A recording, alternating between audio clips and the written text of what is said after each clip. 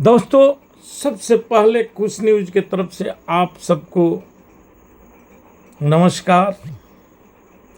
साथ साथ आज विश्व भारती जन सेवा संस्थान के राष्ट्रीय सचिव जिस ढंग की मार्मिक बातों को अपने वीडियो में बतलाए हैं कि उन पर अब सहारा इंडिया के लोग लांछन भी लगाना शुरू कर दिए हैं और इस संबंध में कोल इंडिया को एक पत्र लिखे और उस पत्र में बतलाया गया है कि नगेंद्र कुशवाहा की पत्नी के नाम से सहारा में आम जनता की 30 करोड़ से अधिक रुपया लिया गया है। इसमें सहारा के कहीं कोई हाथ नहीं, यानी सहारा अब इस निजता पर भी उतारू हो चुका है। हालांकि उस लेटर को हम ऑथेंटिकेशन नहीं कर रहे हैं, क्योंकि जिस लेटर को कोल इंडिया में भेजा गया है और जो इनको नगेंद्र कुशवाहा को प्राप्त हुआ है, उसकी सच्ची कॉपी हम लोगों के पास नहीं उपलब्ध हुई।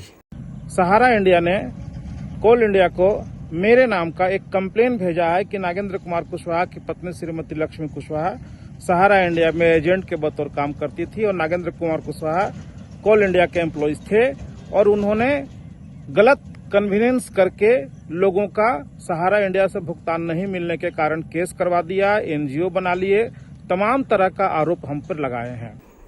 लेकिन यदि ऐसी बात हो रही है तो ये सोचने की बात है कि क्या सहारा देश की मौजूदा सत्ता के इशारे पर चलना शुरू कर दिया है। जैसे इस सत्ता में यह बात देखी जाती है कि अपने विरोधियों को इतना दबा दो, इतना कुचल दो कि उनको बोलने की साहस नहीं हो। उसका उदाहरण मायावती है। उसका उदाहरण आप देख रहे होंगे कि जो उड़ीसा का मुख्यमंत्री है, जो अपने पूरे कार्यकाल में वह एनडीए के साथ खड़े रहे और उनकी क्या दुर्गति की गई, और वही हाल महाराष्ट्र के जो पूर्व मुख्यमंत्री एकनाथ शिंदे जी हैं उनके साथ क्या हुआ, और अगला कदम बिहार की तरफ उठ चुका है। अब बिहार वासियों को यह सोचने का वक्त आ चुका है कि क्या सहारा हमारे पैसे नहीं देकर हमारे बीच में ही फूट डालने का एक प्रयास कर रहा है, जिसका कतई सहारा निवेशक या सहारा जो जमा करता है, जिनकी संख्या 13 करोड़ से ऊपर है, क्या वह इसे बर्दाश्त कर। उस वीडियो को आइए हम आपके समक्ष रखते हैं जो नगेंद्र कुशवाहा ने जारी किया है, उसे सुनिए और उस पर विचार करिए कि इस पर सहारा के जो जमा करता है वह क्या करे। वह सड़क पर उतरे, सरकार का विरोध करे। नमस्कार, मैं नागेंद्र कुमार कुशवाहा।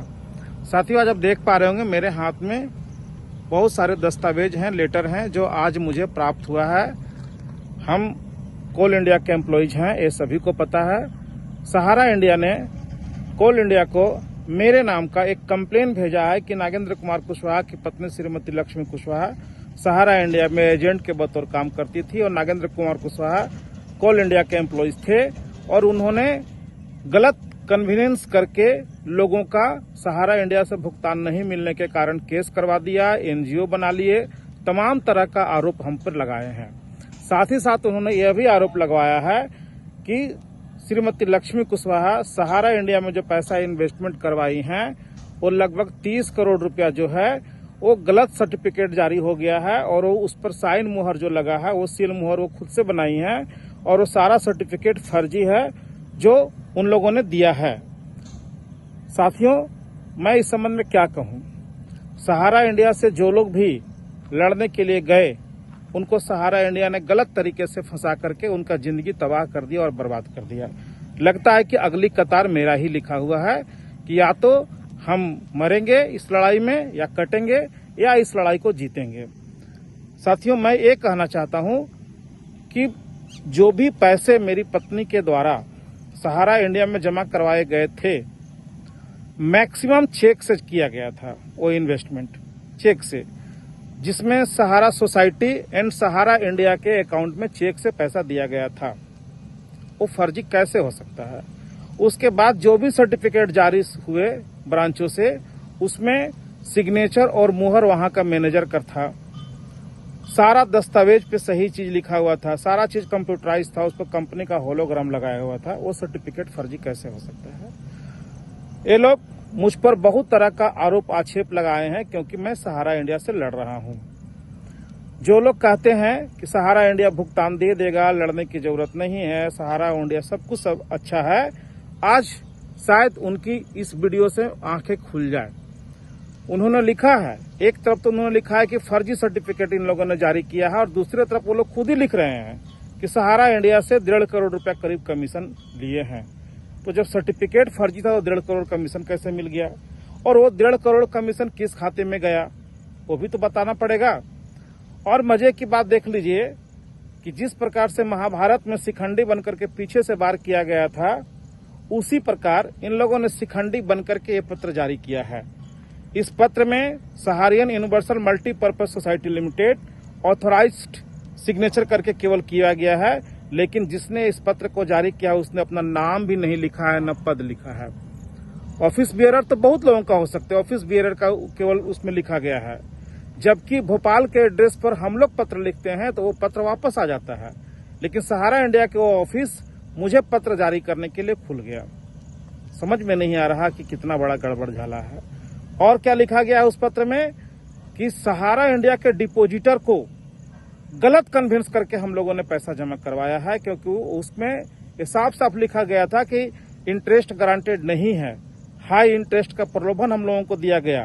कंपनी ने प्रशिक्षण दिया था कि आप जिनका पैसा जमा कराएंगे उनको ये बात कह दीजिएगा कि इसमें इंटरेस्ट मिल भी सकता है और नहीं मिल सकता है। तमाम तरह का आरोप लगाया गया है, और उसमें साफ साफ लिखा गया है कि भुगतान की जिम्मेवारी हमारा नहीं है, सीआरसीएस का है, और सीआरसीएस भुगतान दे रहा है।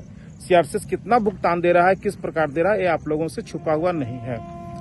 साथियों, ये बिल्कुल कड़वी सच्चाई है, ये गांठ बांध लें कि सहारा इंडिया लोगों का पैसा नहीं देना चाह रहा है, और जो लोग इससे लड़ने जाएंगे उनको किसी भी तरह से जेल में डलवा दिया जाएगा, प्रलोभन दिया जाएगा। न माने तो उनको ऊपर कुछ भी ये लोग करवा सकते हैं। मेरे साथ ये हो चुका है, पहले प्रलोभन दिया गया, न माना तो इन लोगों ने धमकी भिजवाया, जिसके लिए हमने एफआईआर भी किया। न माना तो विभिन्न तरह से डराने के लिए हमको ये लोग कानूनी प्रक्रिया में फंसाना चाह रहे हैं, किसी भी तरह से फंसा करके मुझे बर्बाद कर दिया जाए। लेकिन साथियों, जिस व्यक्ति का मान सम्मान धन प्रतिष्ठा सब कुछ दांव पर लगा हुआ है, क्या वो पीछे हटेगा? नागेंद्र कुशवाहा न डरा है न डरेगा।